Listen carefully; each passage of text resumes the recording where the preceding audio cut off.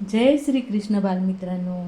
आपण मागच्या गोष्टीमध्ये बघितलं की प्रथमच जेव्हा सूर्यग्रहण झालं त्या सूर्यग्रहणामध्ये आंघोळ करण्यास दान धर्म करण्यास सगळे तीर्थयात्रेवर जातात. तसे ते समुद्रकिनारी सगळे समुद्राच्या तिथे आंघोळीला गेले होते आणि तिथेच भगवान कृष्णाला पाची पांडव आणि कुंती आत्या भेटली. त्या पहिल्यांदा त्यांनी आपल्या आत्याला आणि त्या आत्याच्या मुलांना बघितलं. त्यातला तो अर्जुन, युधिष्ठिर, भीम, नकुल, सहदेव आपण मागच्या वेळेस त्यांचं वर्णन ऐकलं. आता ते सगळे भेटून आणि ते सगळं ठरवून जेव्हा ते परत मथुरेला आले आणि सात्यकीनं भृंगुकच्छच्या आश्रमातून आलेल्या एका शिष्याला माझ्यासमोर सादर घातलं. त्यानं आणलेल्या वार्ता आम्हाला कशानाची उसंत देणाऱ्या नव्हत्या. काल यवनाची अफाट सेना समुद्रमार्गे अनेक नौकांनी पश्चिम किनाऱ्यावर उतरली होती. तिच्या राजनगर गिरिव्रजाहून आलेली तितकीच मोठी जरासंधाची मागध सेना मिळाली होती. जवळच अबुर्दगिरीवर असलेल्या राजनगर मार्तिकावतीहून येऊन शाल्येही त्यांना ससैन्य मिळाला होता. कौंडिण्यपुराहून भीष्मक त्यांना मिळवण्यासाठी ससैन्य निघाला होता. गरजत्या पश्चिम सागराला धरून या त्रिकुटाच्या जोड सैन्याचा कलकलाटी अफाट सैन्यसागर पसरला होता. तिथून निघून चौअंगांनी मथुरेला घेरण्याच्या आणि चिरडण्याच्या नामशेष करण्याच्या योजनेत होतं हे प्रचंड सैन्य. बघा, आपण म्हणतो की भगवान कृष्ण आपल्याला खूप अडचणी येतात, खूप संकट येतात, आपण ढिळमळून जातो. पण हा भगवंत श्रीकृष्ण जेव्हा जन्माला आला तो पाळण्यात असतानापासून त्याच्यावर किती आक्रमण झाले असुरांचे, किती असुरांनी त्रास दिला. आणि बरं आता कंसासारख्या असुराला मारल्यानंतरही असुर कमी नव्हते, दुश्मन कमी नव्हते कृष्णाचे. तर हा जरासंघ, कालयवन, शाल्य, शिशुपाल असे कितीतरी असुर अजूनही त्यांना त्रास द्यायला होते. आणि हे सगळे असुर एकत्र झाले आणि सगळ्यांनी ठरवलं की यादवकुळांना नाश करायचा, कृष्णाचा नाश करायचा, म्हणजे भगवंताचा नाश करण्यासाठी हे सगळी लोक जमा झाली. भृगुकच्छच्या परशुरामाच्या अनुयायांनाच या वार्ता तत्परतेनं आम्हाला धाडल्या होत्या. माझ्या दादाच्या सैन्याभराभर सुटू लागल्या. आता एक क्षणही दवडता येणार नव्हता. भेऱ्या, नगारे, दुदंब्या, तुताऱ्याच्या संमिश्र नादांनी मथुरा कल्लोळून उठली. आमचे सुनेरी गरुड चिन्हांकित केशरी राजध्वज पेलणारे रथच रथ सज्ज झाले. निघाले मथुरेच्या पश्चिम महाद्वारातून बाहेर पडून पश्चिम सागराच्या दिशेने. तशी आम्हा यादवांची संख्या कोटीत होती, पण लढाऊ यादव मात्र काही लाखातच होते. इतर अनेक 18 पगड नित्यकर्मात गुंतले होते. त्यातील कितीतरी नव्या राजनगराच्या उत्थानासाठी कुशस्थली दीपाकडे केव्हाच गेले होते. आमच्या सैनिकी प्रवासात मी आणि दादानं झाडून साऱ्या यादवांना मथुरेबाहेर काढलं होतं. आमच्याबरोबर सत्राजित, कृतवर्मा, अक्रूर, शिनी, अवगाह आणि यशस्वी, चित्रकेतू, बृहत्तबल, बंकार असे कितीतरी निष्णांत योद्धे होते. मागून पडाव टाकत आम्ही पश्चिम समुद्रकिनाऱ्यालगत मरुस्थलातील अबुर्दगिरीजवळ आलो. वार्ता होती की शत्रू सैन्य धौलपूरच्या जवळ पर्वताच्या पायथ्याशी तळ ठोकून शिबिर ठोकून आहे. धौलपूर जवळ येताच मी आमच्या शिबिरात सैन्य हालचालीचा प्रस्ताव दादासमोर ठेवला. आम्हाला शत्रू सैन्यावर एकमुखी चाल घेऊन कधीच येता येत नव्हतं, कारण हे यांचं सैन्य थोडं होतं आणि ते अफाट सैन्य होतं, कितीतरी राजांचं एकत्र मिळून आलेलं. आणि मग कृष्णाने सांगितलं की काय करा, एकेका योद्ध्यांनी एकेका राजाला दूर पळवा घेऊन. आणि ते आपण बघू आता काय सांगितलं तर कृष्णाने. तर धौलपूर चौफेर मरुभूमीनं घेरलेलं नगर इथे मला काल यवनाला दाखवून द्यायचं होतं. तो यवन असला तरी मी त्याचा साक्षात्कार आहे. ठरल्याप्रमाणे दादानं शाल्याला एका बाजूनं ससैन्य बाहेर काढलं, दुसऱ्या बाजूनं आमचा शूर सेनापती उदयानं जरासंधाच्या मागधी सेनेला ललकारलं. धौलपूरच्या मरुमय तळावर एकटा पडला तो लांबून आलेला कालयवन. आता मी माझ्या सेनेसह रणवाद्याच्या कल्लोळात थेट कालयवनाला भिडलो. हा हा म्हणता माझ्या गरुडध्वजानं कालयवनाचा रथ गाठला. त्याच्याशी भ्रुशुंडी शतघ्नीचं प्रथम पाषाणफेकीचं थरारक दौरत युद्ध झडलं. दोन्हीकडच्या पाषाणफेकीमुळे भोवतीचे रथ आणि घोडेसुद्धा दिसेनासे झाले. पण लोहकवचामुळे आमचा रथ भक्कम होता. सारथी दारुक चारही घोडे आवरत त्याला भोवऱ्यासारखा कालयवनाच्या रथाभोवती गरगर फिरवित होता. दोन्ही रथातील पाषाणगुंड साठे संपले. आता धनुर्युद्ध सुरू झालं. कालयवन तयारीचा योद्धा होता. त्याचा सारथीही कुशल असावा. आमच्या तुनिरातील बाण संपले तसं भालाफेकीचं युद्ध सुरू झालं.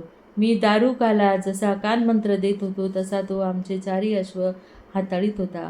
वेगाच्या एकाच झटक्यात चारही अश्व आघाडीचे पाय गपकन बुडपून एकदम खाली बसत होते. वेगाच्या झटक्यावर जाया झाल्यासारखे कसे तरीच रखडत रथ उडीत होते.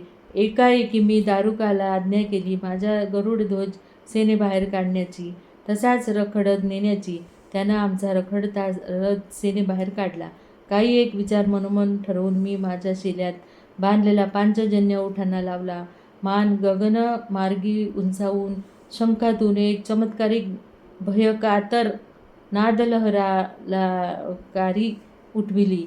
तिचा अर्थ होता मागे हटा, फिरा, पळा. माझ्या सेनापत्याखालील यादव सेनेला तो चांगला परिचित होता. सैन्य परतलं. माघार घेत सुसाट धावू लागलं. कालयवनानं आपल्या यावनी भाषेत सारथ्याला चेतावणी दिली. त्याच्या पुष्ट 7 मातकट रंगाच्या अश्वाचा रथ माझ्या पाठलागावर घातला. हे मी योजलं तसंच घडत होतं. पुढे माझा गरुडध्वज रथ निष्णांत सारथी दारुक धावडवीत राहिला. आम्ही प्राणभयानं जीव घेऊन युद्धातून पळ काढतो आहोत हे बघून कालयवन पुरता चेकाडला. गांधारी मध्यानं अगोदरच लाल झालेले त्याचे डोळे माझ्यावरच्या द्वेषानं ओरडताना अधिक लाल झाले. त्यानं आपला सारथी बखोट धरून उठविला आणि पाठीमागच्या घेरात घेतला. स्वतः रथनाडीवर बसून आपल्या गिधाड गांधारी अश्वाचे वेग आपल्या दोन्ही बळकट मुठीत पकडून झटकले. यावनी अनाकलनीय भाषेत तेशानं तो काहीतरी ओरडला. माझ्या पाठलागावर पडला. धौलपूरच्या युद्धभूमीवर दृश्य उभं ठाकलं. आता या पलायनाच्या युद्धनाट्यातील दुसरा टप्पा सुरू झाला होता. मी ठेवणीतला संकेत करताच दारुकानं त्याचा अर्थ अचूक पकडून हातातील 8ही वेगांना असा काही जोरदार झटका दिला आणि त्याच क्षणी मुखातून असा काही चमत्कारिक संकेती अश्वनाद काढला की माझे चारही सतेज अश्व जागीच थांबले. पुढील दोन्ही खूर उंचावून कर्कश किंकाळले आणि क्षणात गुडघे टेकवून भुईवर लवले. जसा काही प्राणभयानं दौडणारा आमचा रथ कोसळलाच निरुपयोगी झाला. दारुकानं चपळाई करून भुईवर झेप घेतली. क्षणात उजव्या हाताचा सुग्रीव अश्व तेवढा त्यानं बंद सोडून रथ मुक्त केला. शेपटी झटकून कान टवकारत तो लवभरात उभा राहून फुरफुरला. मी चित्ताचपाडाईनं पाठोपाठ भुईवर झेप घेतली. म्हणजे त्यांनी रथ सोडले आणि स्वतः एकटे जमिनीवर उतरले. धावत जाऊन सुग्रीवाच्या पाठीवर मान घेतली.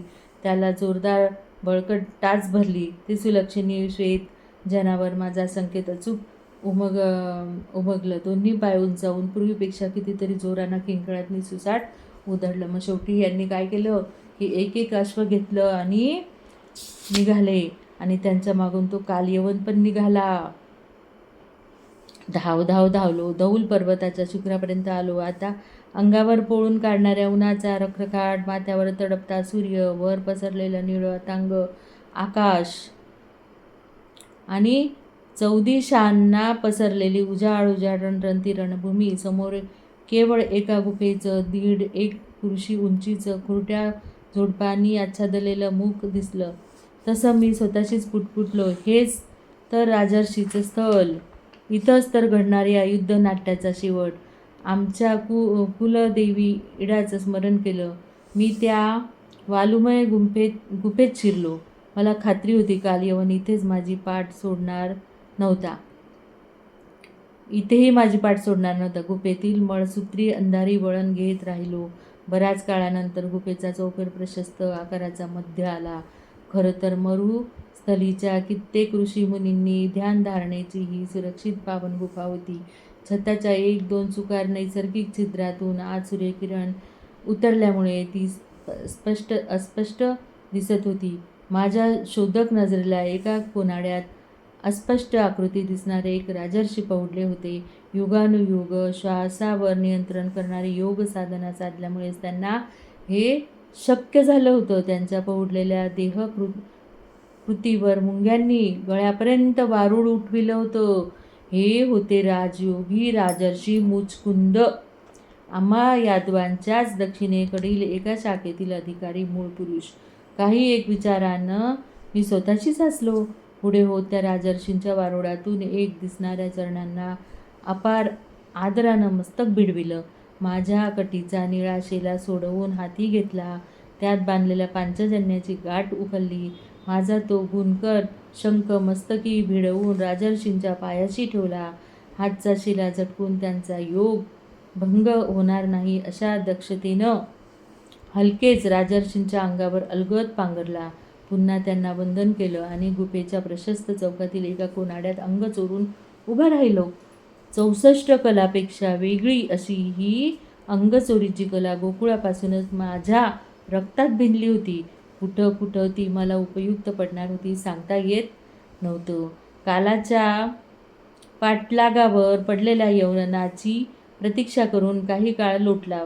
नंतर प्रथम घुसणारे व दरवळणारे यवनी बोल कानावर पडले. त्याचा अर्थ होता, पळून पळून पळणार कुठे, मथुरेच्या गवळ्या, जाणार कुठे तू. पाठोपाठ धापावणारे दीर्घ श्वास कानी आले. क्षणात मला एव्हापर्यंत न दिसलेला काल यवन गुफेच्या मध्यभागी उभाच टाकला. काळा रोम धिप्पाड लाल नेत्राचा, उग्र चर्येचा, त्याही स्थितीत दुरून बघताना मला जाणवून गेलं, आमच्या रेखीव गर्गमुनीत आणि याच्यात कसलंच साम्य नाही.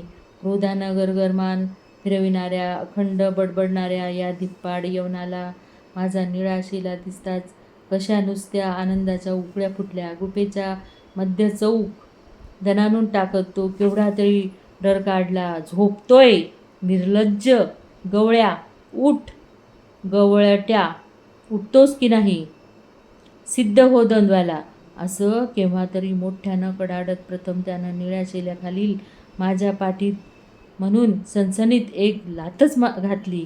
ती लाथ भोवतीच वारोळ फोडत राजर्षी मुचकुंदाच्या छातीवर बसली. दीर्घ योगनिद्रेचा भंग झाल्यामुळे ते खाडकन उठून उभेच राहिले. गुफेतील प्रकाश वाढल्यासारखा झाला. पाठोपाठ पायाशी पडलेलं योगनिद्रेपूर्वी ठेवलेलं आपलं अग्निकंकण शस्त्र त्यांनी उचललं. मुचकुंद यादव होते. अग्निकंकण युद्धात निष्णांत होते. पवित्रा घेत ते कडाडले, उन्मत्त यवना, माझ्या घोर योगनिद्रेचा भंग केलास, भोग त्याची फळं. क्षणात त्यांनी हातीचं अग्निकंकण अशा काही विजेसारख्या चपळाईच्या गतीत फिरवलं की प्रथम त्यांचे तीक्ष्ण दात यवनाच्या मस्तकात घुसणार. तोच प्राणांतक किंकाळ्या राजर्षींनी पाठोपाठ तसेच प्रहार त्याच्या उन्मत्त वक्षावर, दंडावर मिळेल तिथे उतरविले. यावनी रक्ताच्या चिळकांड्या प्रथमच त्या तपोभूमीवर उतरल्या. उभा काल यवन आडवा झाला. टाचा घासून अनाकलनीय यावनी भाषेत विवळत तळमळत शेवटी शांत झाला. मी पुढे होत राजर्षींच्या चरणावर मस्तक ठेवलं. तसं उठवून त्यांनी मला विलगत घेतलं. जशी काही यादवी रक्ताच्या अधिकारानं एक आज्ञाच केली, तुझा तो जीवतारक पांचजन्य शंख तूच उचल. असाच या गुहेच्या मुखाशी जा आणि प्राणपणानं तो फुंक. एकदा या मरुभूमीत श्रीकृष्णा, मीच तो तुझ्या हाती दिला असता, पण यवन रक्तानं माझे हात लांछित झाले आहेत. मी भारल्यासारखा माझा पांचजन्य उचलला. पुन्हा गुहेच्या मुखाशी आलो. मान आकाशमार्गी उंचावून तीव्र आवेगाने तो सुलक्षणी शंख फुंकला आणि धौलपूर, अबुर्दगिरी, मरुस्थली धरून त्याचा प्रेरक स्वरनिनाद दूरवर आसमंतात घुमत राहिला. यवनाच्या पाठीवर काल पडून चुकला होता. आर्यावर्तावरच एक आक्रमी परकीय वादळ शांत झालं होतं. हाती आलेली कालयवनाची अगणित संपत्ती आम्ही तेथूनच जवळ असलेल्या कुशस्थली द्वीपाकडे धाडली. यात प्रामुख्याने गांधारी दिप्पाड अश्व होते. बरेचसे उष्ट्रही होते. विशेषतः आल्या आल्या पश्चिम किनारीची राज्य लगडून यवनानं जमा केलेली कितीतरी लगडीचं सुवर्ण होतं त्यात. आचार्य सांदीपनी आणि मुनिवर्य गर्ग यांनी कुशस्थली द्वीपावरच्या राजनगराच्या निर्माणाचा सवित भूमिपूजनाचा मुहूर्त काढला. तो होता मंदवासरीचा शनिवार. त्या दिवशी शुभकर असे रोहिणी नक्षत्रही होतं. मी, दादा आणि उद्धवमात्या दोन्ही सेनापती व निवडक यादवासह तिथं गेलो. वसुदेव बाबा व देवकी माता यांनीही वेळेवर कुशस्थली द्वीप गाठलं. मुहूर्तावर आईबाबांच्या शिवहस्ते भूमिपूजनाचा विधी संपन्न केला. आता रीतसर नव्या राजनगराच्या प्रचंड उत्थान कार्याचा प्रारंभ झाला. गर्गमुनींनी असुरांच्या निष्णात मये नावाच्या स्थापत्य विशारदाला त्यासाठी पाचारण केले. आणि मग माहिती का, तिथे सगळे काष्टकार, ताम्रकार, लेपक व सुवर्णकार असे शेकडो हजारोंनी शिल्पकार, कारागीर द्वीप कुशस्थलीवर एकवटले. कुश नावाच्या गवताच्या दाट पूर्णाने या द्वीपाची बरीच जागा व्यापली होती. सर्वप्रथम ही दाट पूर्णच त्यांना स्वच्छ करावी लागली. पाठोपाठ खाड करकर, चरचर असे कार्यमग्न विविध शाळातून अहोरात्र उठणारे ध्वनिनाद पश्चिम किनाऱ्याच्या सागर गाजेत मिसळू लागले.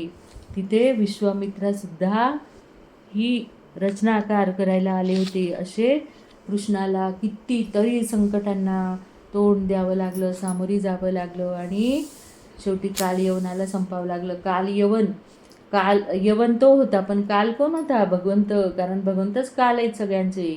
आणि अशा कालापासून कोण वाचणार आहे? तर असे भगवंतानी कालयवनाला संपवलं. आणि नंतर त्याचंच ते भरपूर त्यांनी लुटलेलं अपार संपत्ती ती आपल्या तिथे सुरक्षित नेली आणि आपलं राजनगरामध्ये ठेवली. आणि ते राजभवन तिथं आपण पुढच्या भागात बघूया कसं सुवर्ण द्वारका बनवली आणि ती सोन्याची द्वारका बघू आपण.